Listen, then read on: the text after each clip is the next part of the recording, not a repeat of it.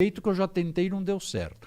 Então, a alternância é importante. Claro, muito claro. importante. Mas desde que sirva a sociedade, né? E não interesses escrotos. Não, mas isso aí para mim é o básico, né? Sim, sim. Mas é que o básico não tá rolando. Não tá né? rolando. Por isso que a imagem tá assim. Sim. Tinha uma coisa que chama-se interesse público, que isso deveria estar na frente de todo político. O cara tem que ter vocação para a área pública.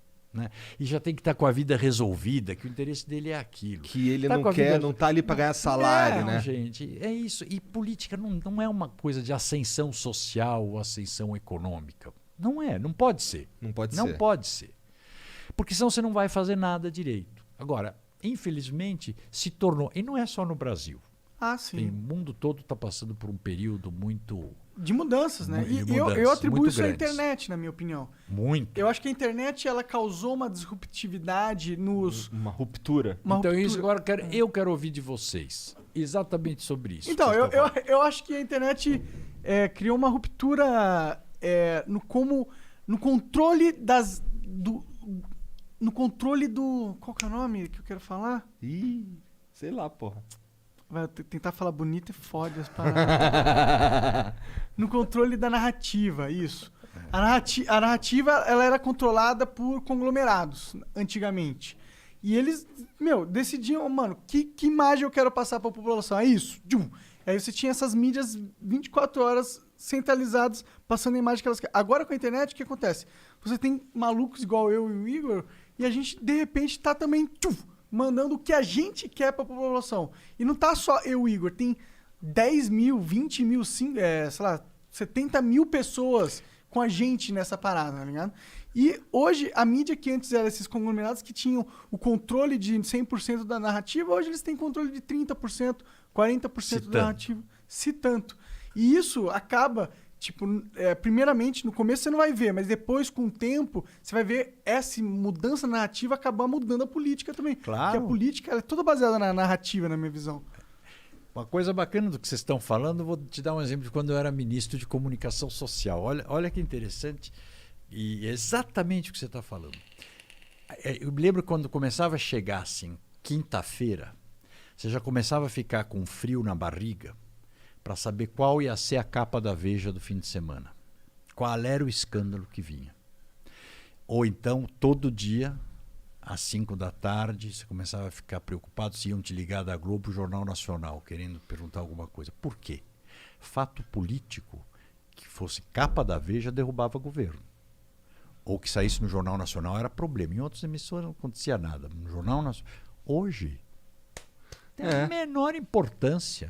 É o que está nas redes, que é completamente diferente. É muito interessante. Essa mudança é muito interessante, porque eu me lembro, eu ficava de cabelo em pé. Quinta-feira começava o inferno. Se tinha lá um recado, ligou fulano da Veja. Já começava a saber, é problema. Porque para dar notícia boa, ninguém te liga, né? O cara sempre... E é interessante. E isso mudou completamente. Quando eu era secretário de subprefeituras, quer ver uma outra mudança grande? E é da narrativa e da forma.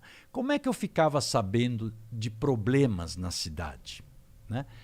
Ou pelas cartas do leitor nos jornais, pelas rádios. Quando eu estava na secretaria, surgiu o Twitter. E um dia eu estava lá, tinha uma menina que trabalhava comigo, a Camila, boa menina, craque. Ela virou aqui, depois foi aqui para o Twitter, aqui de São Paulo, craque. E ela ficou fanática por aquilo na primeira semana e me fez entrar. E eu comecei a falar com as pessoas, e o que aconteceu? As pessoas começaram a me mandar reclamação pelo Twitter. E eu respondia tudo. O que aconteceu? Eu fui para 50 mil seguidores muito rápido. Porque eles viam que eu obriguei os subprefeitos a entrarem no Twitter. Legal. Eu falei, gente, é o seguinte, se o cara está dizendo isso, é porque já está enchendo muito o saco dele para ele escrever no Twitter sobre o buraco em tal lugar. Então, ou seja, acabou o filtro. Sim, os problemas acabou. começaram a vir direto da cidade toda. Não Como é tem mais os o subprefeitos, editorial da Globo que decide isso. os problemas que são relevantes ou ou o não. SPTV. Que aquele é o problema do dia, resolve aquele, resolveu a vida. Não. E o que acontece também, que eu comecei a ver? Que na medida que começou a passar, as pessoas viram que resolviam, Então, muita gente começou, por exemplo, me lembro, o cara falando, olha, nem é onde eu moro, mas para chegar no trabalho eu passei em tal lugar e eu vi que o senhor está preocupado aí com carcaça abandonada de automóvel. Tem uma na rua tal, número tal. Pô, Porra, te melhor ajudam. Não precisa nem procurar. Tanto que eu falei, são coisas que para mim ficaram dogmas da cidade. O melhor fiscal da cidade é o cidadão. Porque, primeiro, ele não liga se não for importante. E, segundo, quando ele está te falando, pode ir atrás porque está lá. E outra é que conhece a prioridade e o problema do lugar, quem mora e quem trabalha no lugar. Porque ele está conectado, ele está ligado lá. E essa mudança é muito importante, porque você definiu muito bem, mudou a narrativa. E tirou o filtro. Acabou o filtro. O que você acha que é esse impacto nesses grandes conglomerados? Porque a minha visão de mundo é que existem grandes empresas e grandes famílias também que detêm posições chaves na nossa realidade, na nossa sociedade, seja indústria, seja na mídia e tal. E eu sinto que eles detinham o poder político meio que total perante a população normal, que é o cidadão comum, a classe média e tal. Eu sinto que a internet começou a mudar isso. O que você acha que vai acontecer com esses essas grandes forças que estão perdendo força política? Como eles vão reagir? Será que isso é um problema? Não, eu acho que eles vão ter que se transformar. Porque isso que você está falando é muito real, né? Pega 20 anos atrás, jornais como a Folha. Eu lembro a Folha quando tinha, final de semana, eles punham às vezes, punham... não é adesivo, eles turbinavam eles com atlas, então punha lá fascículo de algum. Chegou a vender 1 milhão de exemplares por sábado. Caralho! Imagina. Hoje se vende 120 mil, muito. Sim. O que vai acontecer? Eu acho que terão milhares, centenas ou milhares de Igors e Monarques com médias empresas que terão o seu nicho e terão um poder de influência. Vai acabar essa coisa de você ter no Brasil 3 grupos de comunicação, por exemplo. Isso é muito legal, cara. É bom. Isso é super maneiro, na real.